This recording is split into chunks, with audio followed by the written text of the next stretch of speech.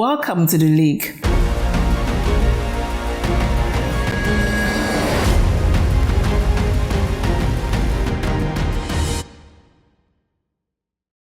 Welcome to the League, a DBNC business talk show where bold ideas meet bottom lines and doing business in Nigeria moves from potential to playbook. I am Coach Linda Oneze, your host. On today's episode, the topic of discuss is building resilient businesses in volatile markets. To help us unpack this topic, we have a very important personality with us today. Someone who has weathered the storm and is still doing that in Nigeria. I think that when we talk about weathering the storm, when it comes to doing business in Nigeria, only one person comes to mind. Val, who comes to mind? Who comes to mind? Who comes to mind? The ultimate shock. Exactly right. The ultimate shark. We have with us the group CEO of Landmark Africa, Mr. Paul Onwuanibe. Pio, such a pleasure to have you here. Thank you very much. Hope I'm allowed to call you Pio. Of course you are. Thank you very much, Linda. Thank you. It's always a pleasure being here. Right. It's a pleasure speaking to you. It's always a pleasure being on your platforms. Thank you. Yes. You've been so supportive. You've been so supportive of everything we do at DBNC. Every year, you're either a speaker, a keynote speaker, or you're a judge, or you're even sponsoring. This year, Landmark was a major sponsor. So thank you for helping us, continue to, impact the business community. And thank you for all you do for the business community. Yeah. Awesome. So you've built Landmark into a Pan-African powerhouse, across different sectors, real estate, hospitality, which some people might say, is an unstable, sector, hospitality, real estate, right? So what's the first principle you follow when building resilience in an unpredictable market such as ours? It's a good question. So many people use resilience as a buzzword, but it really isn't. It's an act. So I suppose the first principle is you figure out and you say, look, all the easy things have been done. So if you're going to do anything to make a difference, then it's going to be difficult. And if something is difficult, it means it has challenges, right? On the other side of those challenges are opportunities, but you're going to have to figure out what those challenges are, overcome those challenges, and delve into the opportunities. I remember my old boss once said to me, without passion, you will never start, but without consistency, you will never finish. Resilience is that journey from start to finish. And just saying to yourself, you're going to finish, and you're going to overcome all the obstacles. Interesting. You always have the catchy phrase words, catchy sentences, but they are always very timely, always very timely. Now, your sector, Landmark's ecosystem is very diverse: retail, real estate, events, leisure. Was that always the plan, or did volatility force that evolution?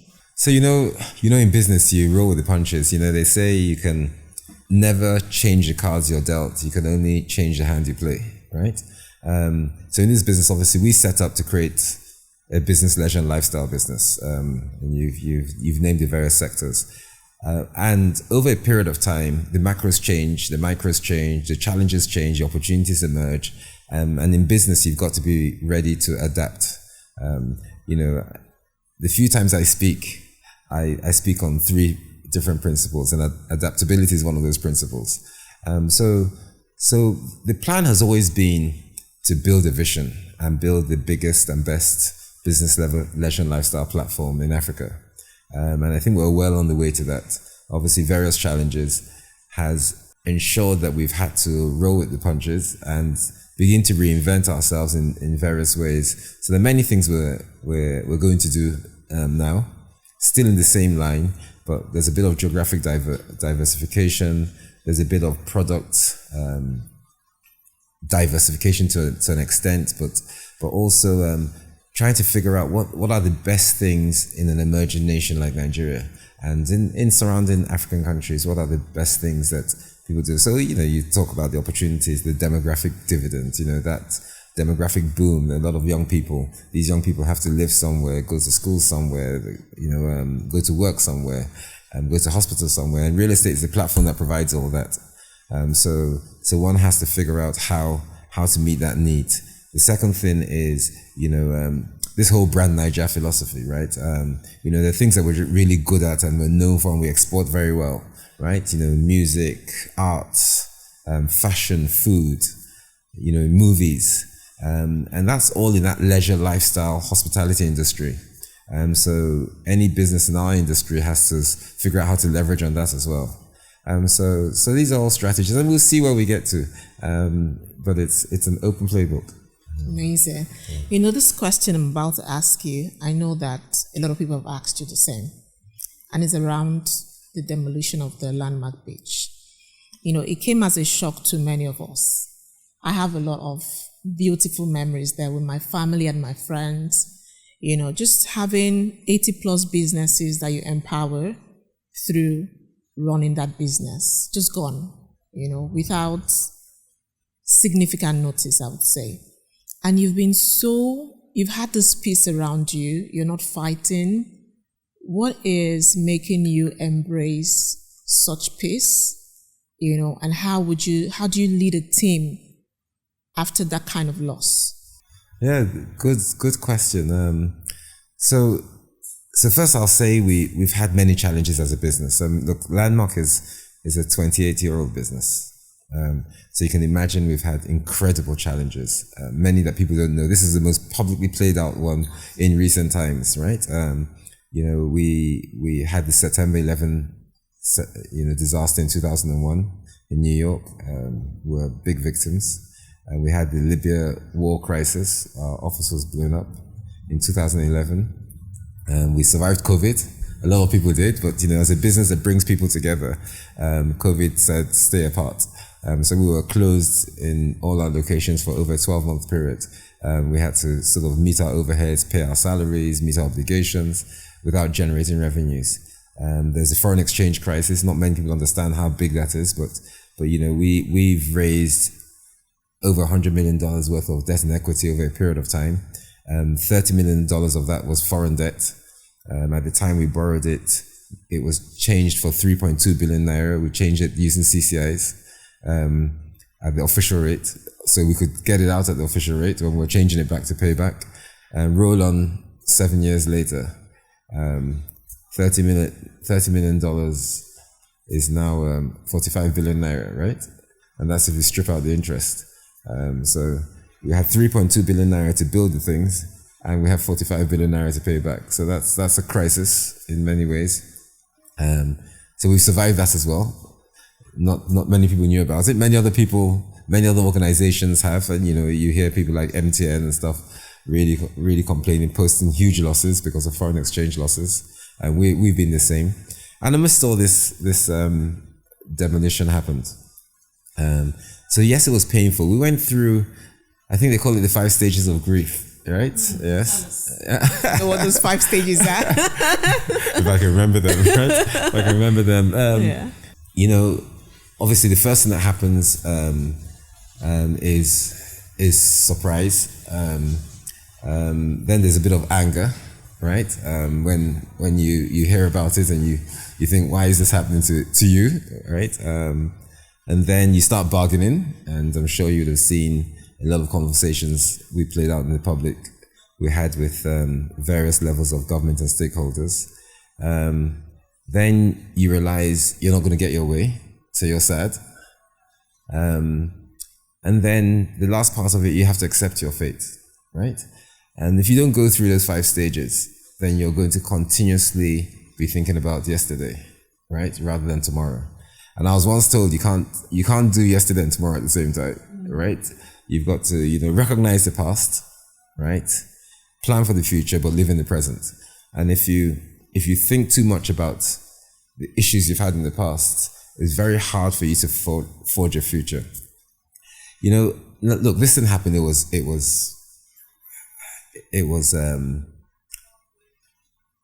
challenging. Yes, it was challenging. It was a disaster of many proportions. We had to lose over 3,000 jobs. As I said, 80 businesses. We lost over $30 million worth of assets. And we lost income streams that were financing our loans and building our new development. But most importantly, in a place like that, we had 160,000 members. They had all paid in advance. We had to deal with all that. We had to deal with our supply chain, the orders we placed, the vendors. So it's taken a year to get through half of it, and we're not through it yet. Having said that, I'll tell this short story. So the day this beach was demolished, I was on my way to see an official, and I was livid with rage and concern. If you lose something, right? If you've lost your phone or your wallet, you'll understand what I'm talking about. If you multiply that 1,000,000 times, right, then you'll understand the sort of the effort. And anyway, a friend of mine calls me, and I just let off on the phone. Like, look, I'm on my way to this place, but look what's happened and stuff. And I talked to him for about no, when I tell him where I'm going, his house is on the way. He says, "Oh, drop in. He wanted to speak to me about something." So when I see him, we're standing literally outside his house now. I'm reeling off for about 10-15 minutes, and then when I finished, and I said, "So what?" I never even asked why he called, and he said his wife died that morning, and his children were in Canada, and he wanted my advice as to should he go to Canada and tell the children himself, should he call someone in Canada to meet the children. He was just in a daze, right? And I thought to myself, what has happened to us? Nobody's died, right? It's a business opportunity. That something has gone wrong. Someone has decided that the socioeconomic environment that we were creating was inferior to a national project, and so be it. You've got to take that. It is what it is. I found a way to resolve in my mind that. What has happened has happened. We've got, for the sake of my good health, my family, my friends, but most importantly, the hardworking stakeholders in Landmark, both the staff and the clients and the visitors. And we've got to do this again, and we've got to do it bigger, better, and in a much wiser way. As I said earlier, you can't change the cards you're dealt. You can only change the hand you play. So we will recover, and we're well on the way to that recovery. A lot of good things have come out of it as well. And if you're going to do something twice, you always do it better the second time because you have more experience and more knowledge. So I look forward to the future with eager anticipation. The last thing I'll say, by the way, is so many people, were angry because they just felt, why is the country like this, right? And a lot of people said, "Oh, I'm leaving the country," or "I'm not going to do this again." And, but you have to put things into perspective. This is the same country that gave us the opportunity to create what we created. In a relatively short space of time, we made a huge impact. We had 4.5 million visitors a year. We had more people coming to Landmark Lagos than tourist countries have in population. Right, national visitors. We were the fastest growing business, leisure, and lifestyle destination in West Africa, but most importantly, we're the most visited place in West Africa. So we had created a national treasure from this same environment with all these challenges and issues. So when you do lose something that you had the ability to create, you have to always remember. You have to practice gratitude. So think of all the good things, and think of all the good times you've had, and think of all the good times you could have, and let go of the one instance that you felt was negative in that entire sequence. So we live to fight another day. I like that. Just focusing on the positives, and things you don't have any control over, just let it go. Yes. I like that you have such a positive mindset, Pio. I think you should be a coach. You're a much better coach than I could ever be, right? You're always very positive, and that's something that anytime I see, I'm always energized. You inspire me. I say that a lot to you, and I'm sure a lot of businesses out there as well are inspired. So at the conference, you did mention that the demolition has, created some regional attention for the business. So can you walk us through one of the new doors that have opened for the business, and how is it shaping Landmark's future beyond the country? So on one side was this disaster, on the other side was immense positivity in that, people got to know a lot more about our brand because of how it was played out nationally and regionally. I got calls from several state governors, I think 12 in number, and many of them were, I like what you did, come and do it here. We have some assets that you may be interested in. I got calls from 3 different African presidents. Two of them literally flew me over to their country, gave me literally state style experiences, offered us assets, and gifted us assets worth millions of dollars to come and do. One of the presidents said to me, "Look, if your country doesn't want you, we do." I laughed and I said that my country really does want me. And yes, we've had a little aberration, but I certainly, I've given up a lot to be here, and a lot of people have given up a lot to ensure that we stay here, and we certainly are staying. But yes, we're exploring those opportunities in 3 different African countries. We're trying to create a West African leisure and lifestyle circuit, right? And that circuit is going to leverage on this Brand Niger thing, right? So we're going to have events, we're going to have hospitality, beaches, retail, and sporting activities, and just a platform where Africans can travel within Africa and go to platforms run by Africans along that West African seaboard. So I'm handpicking both states and cities on that West African seaboard to create this. We're raising some private finance, and there was a big push from people that wanted to make an investment in Landmark, to ride on or to help improve, or should I say, escalate, if you like, what we had created in different places. So we're going through that process now. In Nigeria, there are quite a few announcements that will be made soon, but the 2 that we have made were Enugu and in Port Harcourt. So in Port Harcourt, there's the old tourist beach, which was run by the white man in the 80s and got dilapidated and neglected.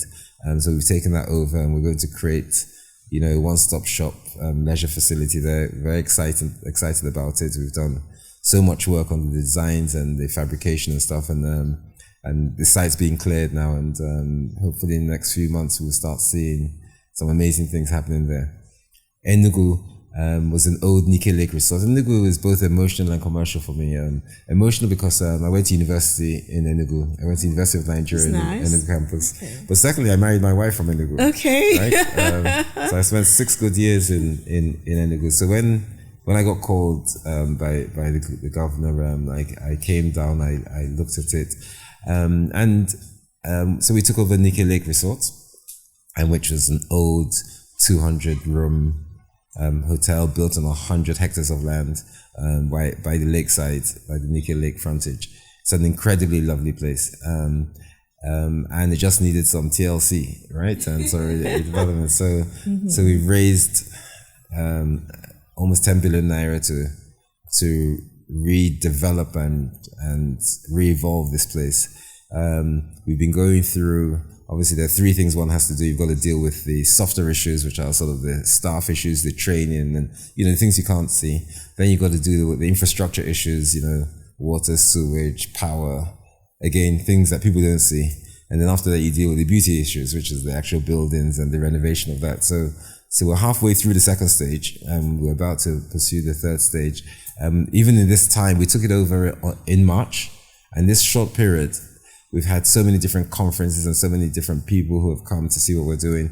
And, I just can't wait for us to complete that process. And hopefully by the end of this year, we'll begin to start seeing some of the leisure and lifestyle that we created here in Lagos, hopefully there in Enugu too. Do you think if there's an opportunity to recreate the beach, would you take it based on what you've gone through? Where? in Lagos?